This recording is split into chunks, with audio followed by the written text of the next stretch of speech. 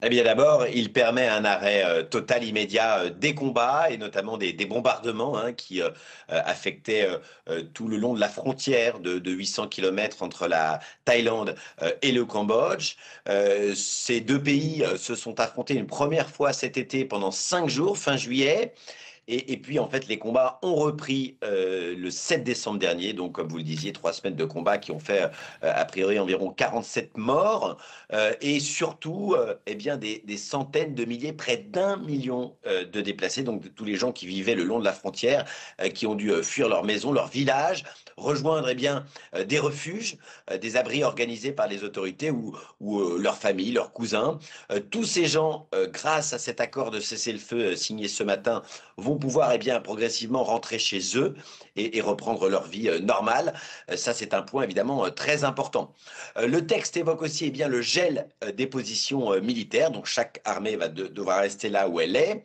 Et il y aura le déminage de la zone frontalière. Ça, c'était un problème parce que c'est à chaque fois qu'il y a une mine qui explose que les combats peuvent reprendre. C'est ça qui avait expliqué la relance du conflit le 7 décembre dernier.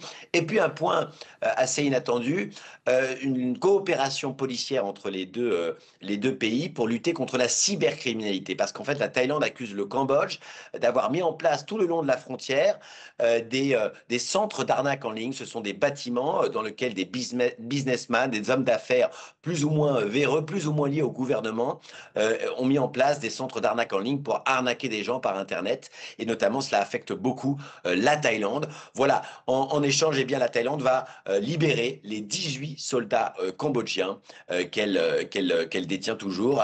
Elle le fera d'ici 72 heures. Constantin, vous avez pu vous rendre justement à cette frontière très disputée entre la Thaïlande et le Cambodge. Rappelez-nous précisément les raisons profondes de ce conflit. Eh bien, les raisons remontent tout simplement à l'époque coloniale, à peu près plus d'un siècle. En 1904, précisément, il y a eu un accord pour signer, pour définir en fait cette frontière donc de 800 kilomètres, avec un nouvel accord ensuite en 1907. Et à l'époque, le rapport de force, si vous voulez, était assez inversé, puisqu'en fait, la France avait colonisé le Cambodge. La Thaïlande n'était pas un pays colonisé, un des rares pays non colonisés, mais donc elle était en position de pression, de domination parce qu'il y avait l'influence française donc au Cambodge. Et cette frontière a été définie par la France finalement à cette époque-là. Et depuis, eh bien, il y a des rancœurs et régulièrement, eh bien, le conflit reprend parce qu'en fait, d'ailleurs, les deux pays contestent cette frontière. Il y a eu des procédures donc en justice internationale d'ailleurs, mais régulièrement aussi parce qu'il y a finalement des forces nationalistes qui en profitent de part et d'autre. Il y a par exemple en Thaïlande en ce moment, eh bien, une campagne électorale et on pensait même d'ailleurs que peut-être que le Premier ministre actuel qui est en campagne électorale et qui est un proche de l'armée voulait eh bien, continuer ce conflit. Finalement, il accepte de signer ce cessez-le-feu, mais la Thaïlande espère sortir un peu grandi de cette dernière vague d'affrontements par rapport au Cambodge qui demandait ce cessez-le-feu depuis plusieurs jours.